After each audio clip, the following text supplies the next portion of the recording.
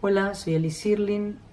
Estos materiales que estamos compartiendo fueron producidos para clases virtuales en la UNA, Universidad Nacional de las Artes, y están referidos a luz, pero no tienen una especificidad ligada a lo teatral, sino que en realidad hablan del lenguaje de la luz, no importa cuál sea la aplicación con la que se trabaje, tanto en situaciones arquitectónicas como en situaciones, digamos, de eventos, performance o light art.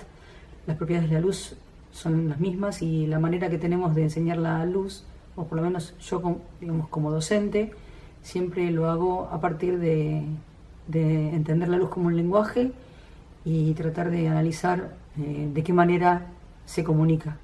Esta serie de módulos que estamos compartiendo tienen diversos contenidos. El primero es luz y forma, el segundo luz y sombra, el tercero luz y espacio, el cuarto luz y significado.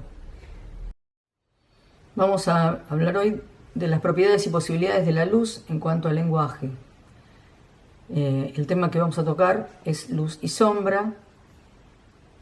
Una de las cosas interesantes que me pasó cuando fui a ver una exposición de Hopper en la Galería Tate había unos bocetos de un cuadro de él que se llama Morning Sun de 1952, y lo curioso es que cuando miro el boceto sobre el cual estaba trabajado el cuadro, lo que aparecía eran todos comentarios acerca de luz, light and shadow, luz y sombra, situaciones, digamos, de luces frías o cálidas que organizaban totalmente la pintura que él había pensado.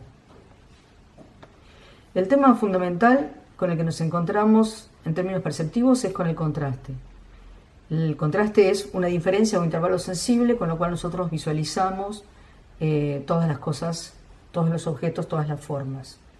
En general oscilamos y nuestro ojo cambia, digamos, su rapidez en función de trabajar con estructuras de bajo contraste o de alto contraste. Cuando hablamos de bajo contraste, estamos hablando de situaciones en donde el intervalo sensible es menor, y de alto contraste cuando el intervalo sensible es muy alto y diferenciado.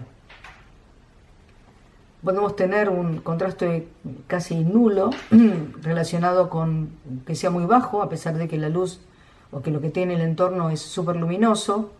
Podemos también ver elementos o fotos con contraste medio.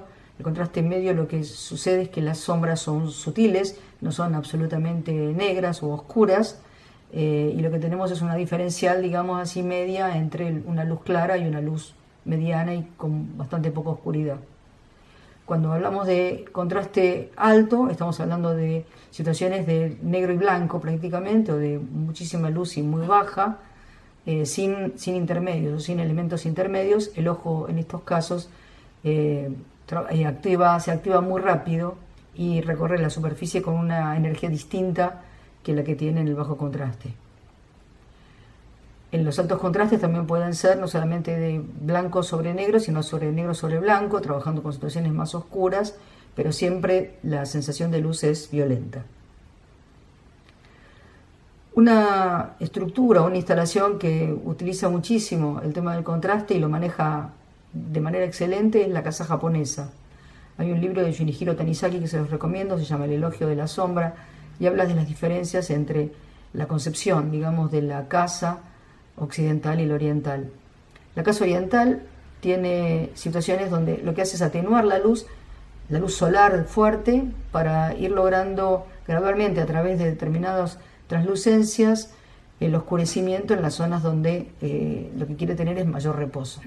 Respecto al tema del contraste, hay situaciones que se manifiestan claramente, digamos, habilitando la situación de ver, de percibir o no percibir, simplemente a través del uso de la sombra. Hay muchos recursos y situaciones, en este caso, esta obra en Finlandia, por ejemplo, en días grises, que es el común, prácticamente no se ven las siluetas que están aplicadas, y cuando aparece el sol se definen a través, digamos, justamente de la producción de esa sombra.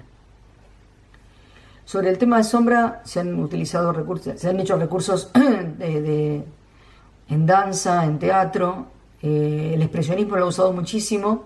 Esta es una obra de Mary Wickman, una coreógrafa expresionista, Bichis, y fíjense que en este caso la sombra es lo que se magnifica en esta expresión y aumenta digamos, el registro expresivo que puede llegar a tener a través de la magnificación de la superficie, digamos, expresiva que está manejando la actriz. Otra obra que trabaja muchísimo tanto con la escultura en sí como con la sombra es la escultura de la artista francesa ya fallecida Louise Bourgeois, Mamá, bastante alta e imponente, pero básicamente lo que interesa muchísimo también es la sombra proyectada contra el piso, porque eso es lo más atemorizante. Miren en la imagen cómo se visualiza claramente esa sensación, ¿no? Y es importante en ese caso cómo se ilumina la escultura para poder definir esa sombra. También con este tipo de sistemas de juegos o de interacción con el público, con la sombra, Lozano Hemmer hizo en el Arsenal de Graz en Austria en 1997 una instalación que se llamaba Reposición del Miedo, en donde él proyectaba o iluminaba una pared con una luz blanca desde el piso, y a medida que la gente iba interfiriendo entre esa luz y la pared, se iba encontrando con que su sombra proyectada dejaba ver o entrever otra información, que era una información que estaba proyectada contra la misma pared. Ese juego, digamos, hacía que uno activara a través de su sombra el descubrir, digamos así, cuál era el contenido que figuraba atrás. Un artista francés también que utiliza muchísimo las expresiones ligadas a luces y sombras es Christian Boltanski. Christian Boltanski dice: pongo muchas cosas en relación a la sombra, primeramente me recuerdan la muerte. Luego hay una relación inmediata con la fotografía. La palabra en griego de fotografía significa escribir con luz. Entonces él dice que la sombra es una especie de fotografía primitiva. Él lo que hace es tomar algunos elementos y una fuente de luz y la proyecta contra una superficie. Entonces lo que se hace es también interactuar la relación entre la fuente de luz, el objeto en sí y la sombra proyectada. Tiene muchas instalaciones realizadas, a veces grandes, a veces pequeñas, y también ha hecho un teatrito de sombras en donde lo que hace es simplemente con elementos muy pequeños y foquitos va iluminando los elementos de manera tal de lograr una especie de espacio definido a través de esa aparición de sombras. Otro artista anterior, ya Tony Hill en 1973, esta obra de él es colocar una luz adentro de un elemento que es como una especie de canasta y sobre eso proyecta la luz, pero es interesante justamente el juego de luces y sombras que puede generar a partir, digamos, de esta sencilla resolución lumínica. Cornelia Parker trabaja muchísimo con este tipo de materialidad a través de la sombra proyectada de la obra, y esta obra de ella es bastante famosa, Unexploded View, 1991, en donde lo que hizo es estallar una casa, la hizo pedazos, y luego lo que juntó fueron los pedazos y elementos que podían estar, por ejemplo, ligados o relacionados a la casa. Y en el fondo de la composición aparece la casa como era antes. La resolución de luz es simplemente una sola fuente de luz que lo que hace es justamente proyectar definidamente las sombras contra el espacio. Otra obra de ella, Perpetual Canon, que es un poco posterior, lo que hace es trabajar con elementos que remedan a elementos musicales.